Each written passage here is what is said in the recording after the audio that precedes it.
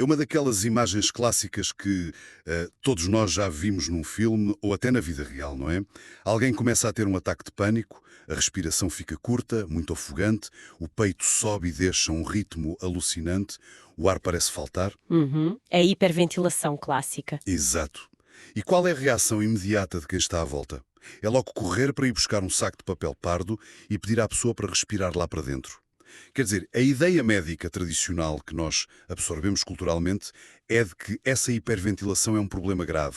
É tipo um sintoma, uma falha do sistema nervoso que precisa de ser travada a todo custo. Pois quase como se fosse um erro crítico no nosso código, não é? Nem mais. Mas e se estivermos a olhar para isto de pernas para o ar? E se esse pânico, essa respiração desesperada e incontrolável, não for o corpo a falhar de todo, mas sim o organismo a tentar curar-se a si mesmo de algo muito mais profundo e antigo? É uma perspectiva completamente diferente. É mesmo. Boas-vindas a quem nos ouve a mais uma análise aprofundada. O nosso foco hoje é mergulhar num artigo clínico verdadeiramente fascinante e por vezes até chocante, confesso, publicado em 1997 pelo psiquiatra Stanislav Grof.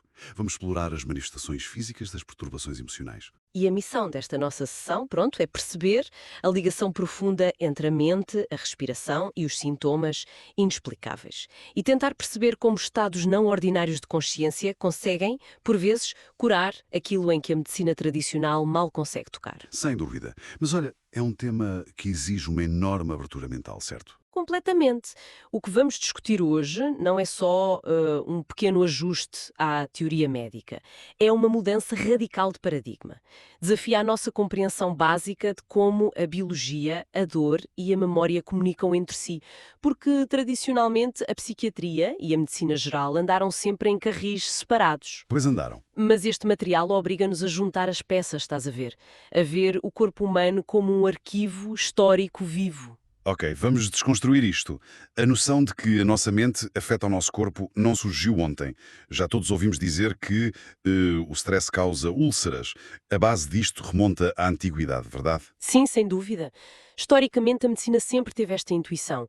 Sócrates já defendia que seria um erro tentar curar os olhos sem curar a cabeça, ou curar o corpo sem curar a alma. Claro. No entanto, se quisermos olhar para a Fundação Científica Moderna, temos de recuar a 1935, ao trabalho do psicanalista Franz Alexander. Ele foi o grande impulsionador da chamada medicina psicossomática. Ah, o termo psicossomático vem daí. Exatamente. A tese dele era muito revolucionária para o pensamento mecanicista da época.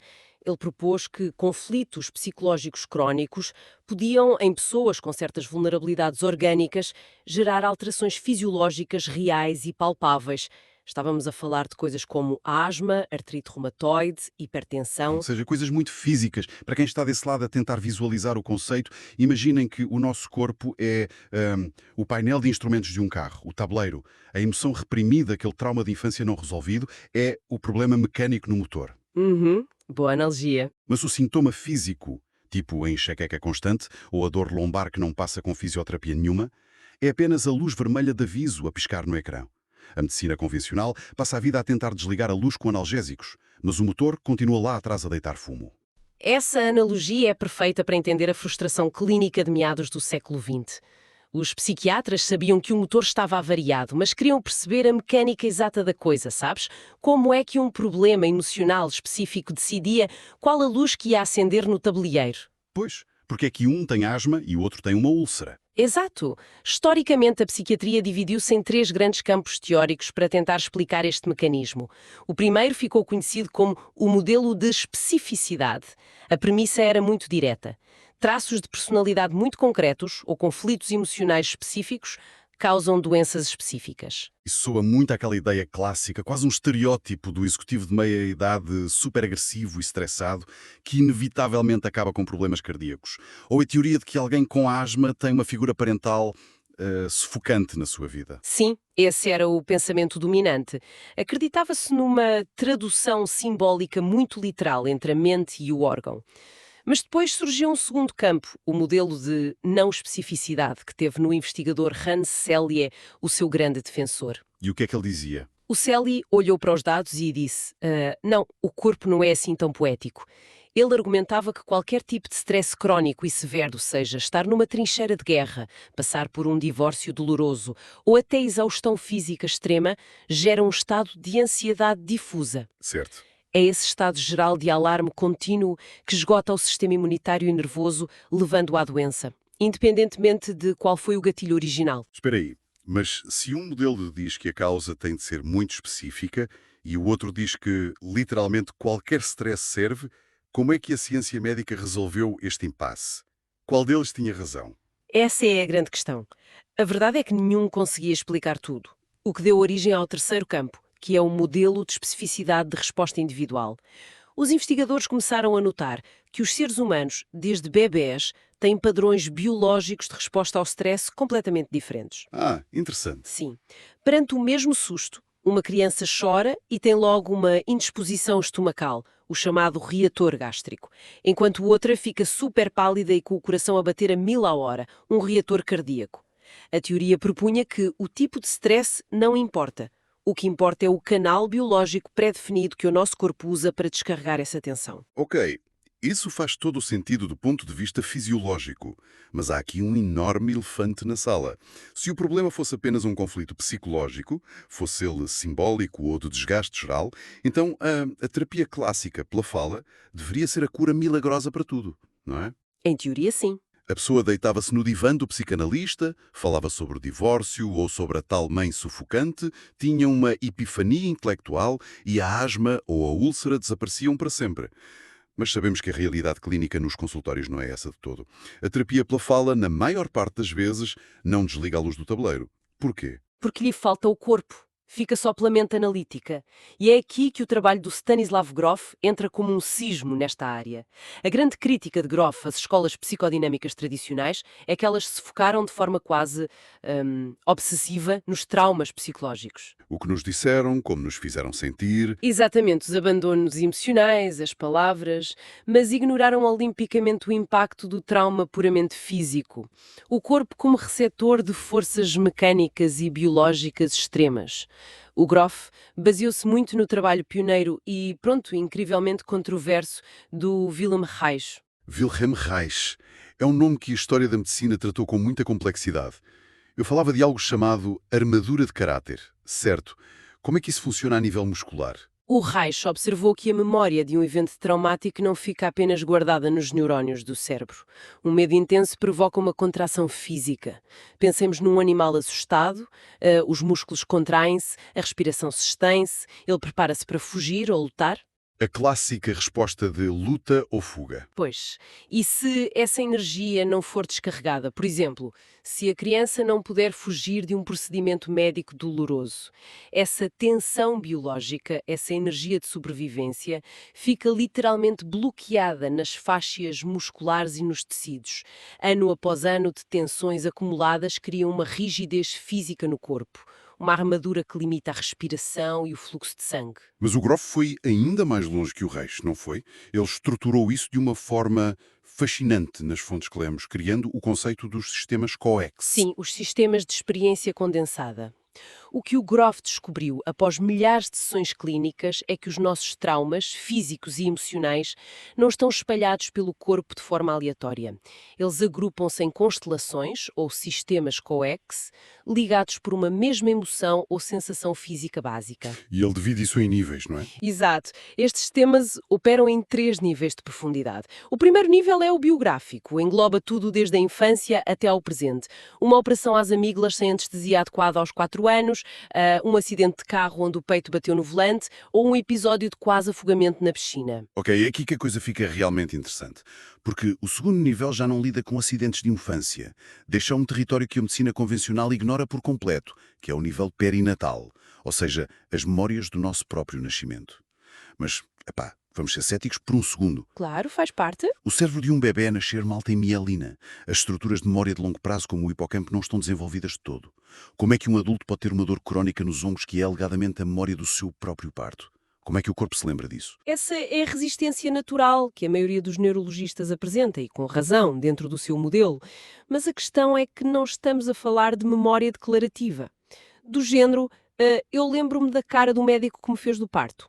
Claro, ninguém se lembra disso. Estamos a falar de memória celular e implícita do sistema nervoso autónomo. O nascimento humano é, biologicamente falando, um evento de compressão mecânica extrema. Durante horas, o feto é esmagado por contrações uterinas na casa dos dezenas de quilos de força. Uau, pois nunca pensas disso dessa forma. Frequentemente há compressão do cordão umbilical. O cérebro do recém-nascido é inundado de ácido lático e toxinas devido à falta momentânea de oxigênio. Para o sistema nervoso primitivo daquele organismo, aquilo é uma ameaça letal. É uma luta pela vida logo ali. Respostas de sobrevivência mais básicas do corpo. E essa carga bioenergética pode permanecer latente nas células durante décadas, até ser ativada por um estresse no presente. É uma perspectiva brutal do que é nascer.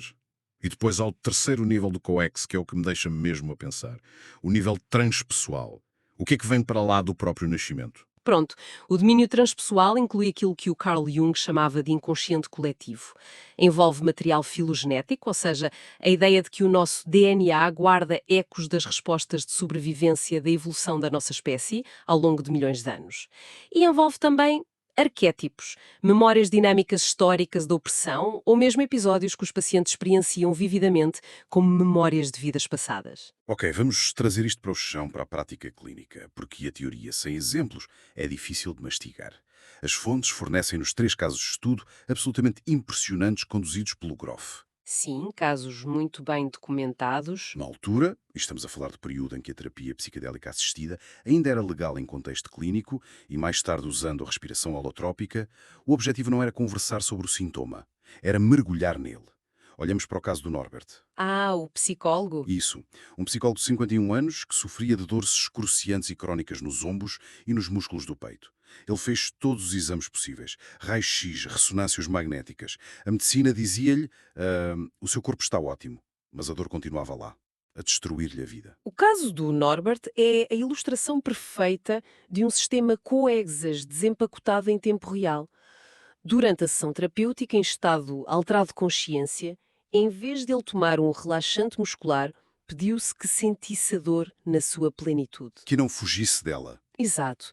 À medida que a hiperventilação aumentava e as defesas do ego baixavam, a dor no ombro tornou-se quase vulcânica e a memória começou a desenrolar-se pelas 3 camadas. Na camada biográfica, a mais superficial, ele reviveu com um realismo aterrador um episódio de quando tinha 7 anos. Aquele episódio na praia. Sim, ele estava na praia a cavar um túnel na areia, o túnel desabou e ele ficou quase soterrado, com uma pressão esmagadora nos ombros. Mas não ficou por aí, porque a dor persistia na sessão e ele mergulhou mais fundo, desceu ao tal nível perinatal. E o que emergiu foi a vivência somática do seu nascimento. Os ombros do Norbert tinham ficado literalmente encravados no osso púbico da mãe durante o parto. É impressionante a precisão física disso. E, finalmente, na camada transpessoal, ele descreveu uma visão imersiva de ser um soldado envolvido numa batalha sangrenta no tempo do Oliver Cromwell, onde sentiu fisicamente uma lança a perfurar-lhe o ombro antes de ser esmagado por cavalos. E aqui, o que a prática clínica nos mostra é que, independentemente da literalidade histórica daquela batalha medieval, a carga emocional retida foi libertada. Houve uma exteriorização máxima. Ele debateu-se na maca, gritou, tremeu intensamente. E quando a tempestade passou e a sessão terminou, o relaxamento muscular foi profundo. E a dor crónica? Desapareceu sem deixar rasto. O texto registra que se passaram mais de 25 anos desde essa sessão e a dor crónica do Norbert nunca mais regressou. Isso é incrível. E liga-nos ao segundo caso, o da Tânia, que levanta questões ainda mais complexas. A Tânia tinha uma sinusite crónica profunda há 12 anos, dores faciais, dores de dentes contínuas, infecções constantes. Tomou todos os antibióticos imagináveis antialérgicos e os otorrinolaringologistas queriam avançar por uma cirurgia muito invasiva para lhe raspar os seios pranasais. Uma situação de desespero. Total. Numa sessão de terapia psicadélica, ela também regrediu. Primeiro ao trauma do nascimento, sentindo pressão na cabeça e sufoco, e depois saltou para o nível transpessoal, revivendo uma encarnação onde era uma jovem acusada de bruxaria na Nova Inglaterra puritana a ser amarrada a uma tábua e empurrada para o fundo de um lago para se afogar. Para tudo, Pois. nós estamos a analisar a literatura de uma intervenção num hospital psiquiátrico com base científica. Bruxas da Nova Inglaterra. Como é que os médicos da época e o próprio Groff lidaram com isto sem perderem a credibilidade perante a comunidade médica rigorosa? É uma objeção perfeitamente válida e central neste debate todo. A forma como o Groff e os investigadores clínicos abordaram isto foi através de um pragmatismo radical. Eles aperceberam-se de que não precisavam de validar o conteúdo transpessoal como verdade histórica e objetiva. Como assim? Ou seja, não interessava se a Tânia foi realmente uma bruxa no século XVII, ou se o cérebro dela apenas utilizou esse arquétipo cultural dramático como uma metáfora de alta resolução para processar uma sensação insuportável de asfixia que ela tinha guardada. Ah, interessante. O que importava era a fisiologia do que estava a acontecer na sala clínica. Durante a visão do afogamento, a Tânia teve uma reação paroxística brutal. Ela começou a engasgar-se atrozmente, a tossir espasmodicamente e produziu uma torrente massiva de secreções e pus que estavam aparentemente retidos em zonas profundas dos seios pernasais, onde os médicos não conseguiam chegar. Uau. O corpo reagiu à visão do afogamento, libertando a obstrução física real no presente. O resultado final, mais uma vez, foi que a sinusite de 12 anos se evaporou. O que nos leva ao terceiro caso, o da Flora, que as fontes descrevem como o caso mais extremo. Sim, o caso da Flora é perturbador. Messina olhava para a Flora e encolhia os ombros. Ela estava num internamento psiquiátrico de longa duração. Tinha episódios de depressão suicida graves, ao ponto de querer atirar o carro de penhascos. Tinha vícios pesados e um histórico criminal. E, para além de tudo isto, sofria de um espasmo facial dolorosíssimo, conhecido neurologicamente como neuralgia do trigêmeo. A dor era tão insustentável que os neurocirurgiões já tinham agendado uma operação para lhe cortar fisicamente as ramificações do nervo facial. O caso da Flora é um estudo impressionante sobre a capacidade do corpo de segurar tensão extrema. Na sua terceira sessão no Hospital Estadual de Spring Grove, o material que emergiu foi assustador para toda a equipa.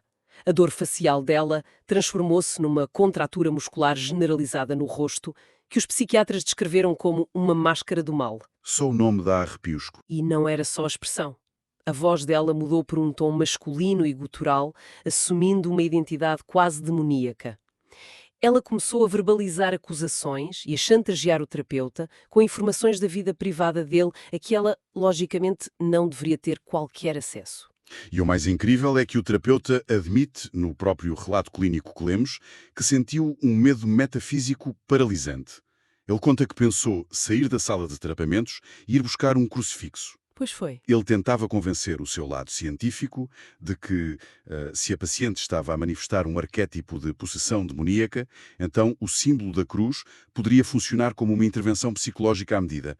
Mas ele não fez isso, não chegou a sair. E ainda bem que não o fez, porque ele percebeu que responder com medo, supressão ou com rituais de oposição iria apenas perpetuar o conflito biológico. O que o sistema nervoso da Flora estava a fazer não era um ataque sobrenatural, era a manifestação da energia da agressão e da dor mais primevas que estavam encarceradas no seu corpo. Uma descarga gigante. A máscara de tensão durou 2 horas completas. O metabolismo dela deve ter estado num estado de hiperatividade simpática brutal, a gastar quantidades massivas de energia. Mas quando o limite biológico foi atingido, o sistema simplesmente esgotou-se. E o que aconteceu a seguir? Seguiu-se o chamado rebound parasimpático, o relaxamento absoluto. O rosto dela descontraiu. E a consequência foi estrondosa. O espasmo do nervo facial, que exigiria que lhe abrissem o crânio, desapareceu ali. A depressão profunda levantou. Ela reconstruiu a vida, livre de sintomas. Isto obriga-nos a olhar para o padrão comum. O que é que une o Norbert, a Tânia e a Flora? Nenhum deles tomou um analgésico mais forte para esconder o problema. A cura nestes estados deu-se sempre pela exteriorização máxima do sintoma. O corpo foi autorizado a terminar a resposta de luta ou fuga que tinha sido interrompida décadas antes. Exatamente. A resolução de que o sistema precisava. Mas a grande pergunta pragmática é esta: como é que as pessoas comuns, que nos estão a ouvir, podem aceder a este mecanismo natural de cura sem terem de recorrer a ensaios clínicos com substâncias psicadélicas? Foi exatamente essa a pesquisa que ocupou a segunda metade da carreira do Groff. A resposta que ele encontrou é, curiosamente, a tecnologia mais antiga do mundo. A respiração rítmica e acelerada, ou respiração holotrópica. E isto leva-nos em linha reta àquela imagem do saco de papel com que abrimos a nossa conversa, a famosa síndrome de hiperventilação. A tal vilã da fisiologia. Os livros de medicina dizem-nos que, quando respiramos rápido demais, criamos um estado chamado alcalose, não é? Sim. O sangue perde dióxido de carbono e torna-se mais alcalino, o pH sobe, O cálcio no sangue altera-se e os nervos começam a disparar sinais erráticos. É isso que provoca aqueles formigueiros terríveis, tonturas, espasmos nos dedos, as chamadas mãos de parteira e palpitações que parecem um ataque cardíaco. Sim, sintomas muito assustadores para quem os sente. E a resposta instintiva numa urgência médica é travar isso, dar o saco de papel para a pessoa reinalar o CO2 ou administrar um ansiolítico para abrandar a respiração. Pensa nisto de outra perspectiva.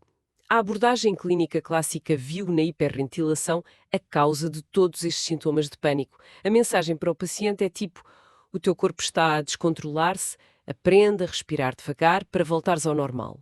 Mas o Grof e outros terapeutas começaram a observar algo paradoxal. Sabes, tratar a hiperventilação parando a respiração parece-me o equivalente a ver alguém com febre altíssima, por causa de uma infecção bacteriana, e, em vez de deixar a febre fazer o seu trabalho, atirar o paciente para dentro de uma banheira cheia de gelo. Nem mais. Claro que a temperatura baixa instantaneamente e o sintoma desaparece ali no momento. Mas acabamos de impedir o organismo de usar a febre para queimar e destruir a bactéria que estava na origem do problema, certo? É exatamente isso, mas a nível neurobiológico. Quando uma pessoa faz hiperventilação continuada, o que acontece no cérebro é fascinante. A tal redução no dióxido de carbono no sangue provoca uma ligeira vasoconstrição dos capilares cerebrais. A oxigenação nas áreas mais evoluídas do cérebro, como o córtex pré-frontal, a sede da nossa mente analítica, lógica e defensiva, diminui ligeiramente. Fica com menos sangue. Sim, essa área meio que adormece ou fica suprimida temporariamente. E, ao mesmo tempo, o sistema límbico e as estruturas primitivas do tronco cerebral, onde o trauma e a dor estão armazenados, ficam com via verde para se expressarem sem a censura da mente consciente. Ou seja, o ataque de pânico, o espontâneo, ou a hiperventilação, não é uma avaria, afinal. É uma tentativa desesperada do sistema biológico, impulsionada pela evolução, de trazer à superfície um trauma há muito enterrado para que possa ser finalmente descarregado da rede nervosa. Certo. É o corpo a criar o contexto químico para a sua própria cirurgia emocional. O método da respiração holotrópica aproveita isto. O facilitador diz à pessoa para continuar a respirar rapidamente, passando a barreira do medo. As mãos contraem-se, o corpo treme, o sintoma atinge o seu brilho máximo. E quando se chega a esse clímax de intensidade, o material recalcado liberta-se. A emoção drena. Uau! E há provas de que a alcalose não é culpada? A prova irrefutável de que a alcalose em si não é a raiz da dor é que, após algumas sessões em que o trauma biográfico ou perinatal é resolvido, uma pessoa pode praticar a mesma respiração hiperventilada durante horas e não sentir qualquer espasmo ou dor. A sério? Sim, a química do sangue altera-se na mesma, mas como não há bloqueios bioenergéticos para serem forçados contra a barreira dos tecidos, o corpo permanece relaxado e sereno. E as implicações disto para doenças físicas diárias são avassaladoras. As fontes debruçam-se sobre queixas crónicas, como amigdalites repetidas, dores pélvicas, cistites crónicas. Normalmente, nós culpamos logo as bactérias e tomamos antibióticos repetidamente, uns atrás dos outros.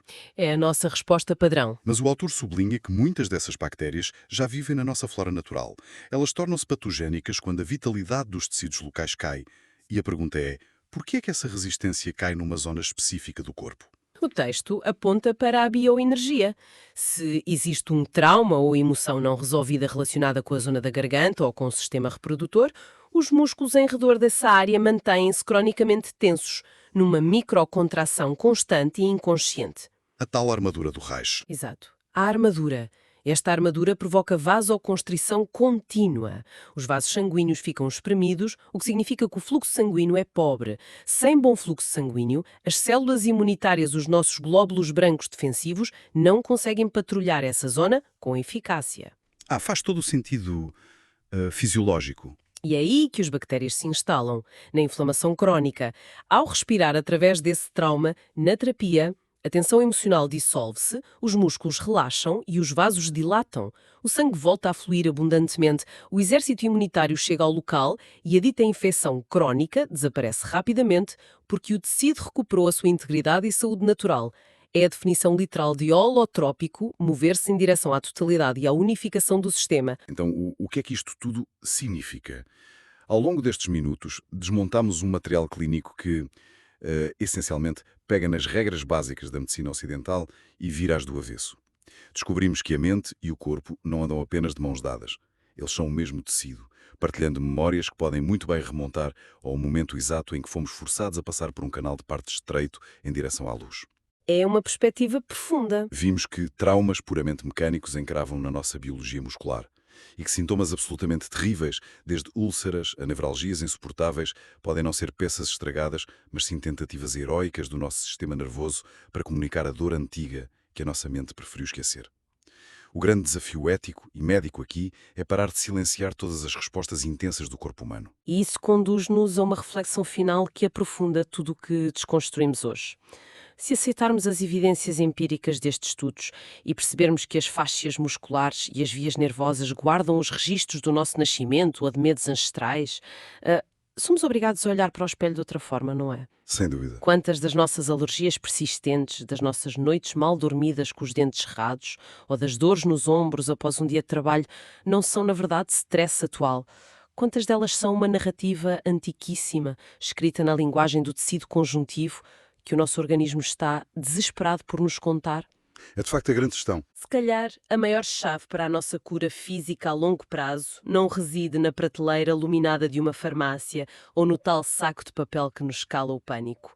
Reside, sim, na nossa coragem crua para fechar os olhos e respirar profunda, veloz e intensamente em direção ao centro daquilo que mais tememos sentir. Deixa mesmo a pensar. Talvez, da próxima vez que sentimos o coração a bater descontroladamente sem motivo aparente ou o ar a faltar perante a ansiedade, possamos resistir ao instinto de desligar o painel de instrumentos e finalmente perguntar ao nosso próprio corpo que velha batalha ele está pronto para terminar. Muito obrigado por estarem desse lado e nos acompanharem a mais esta viagem profunda.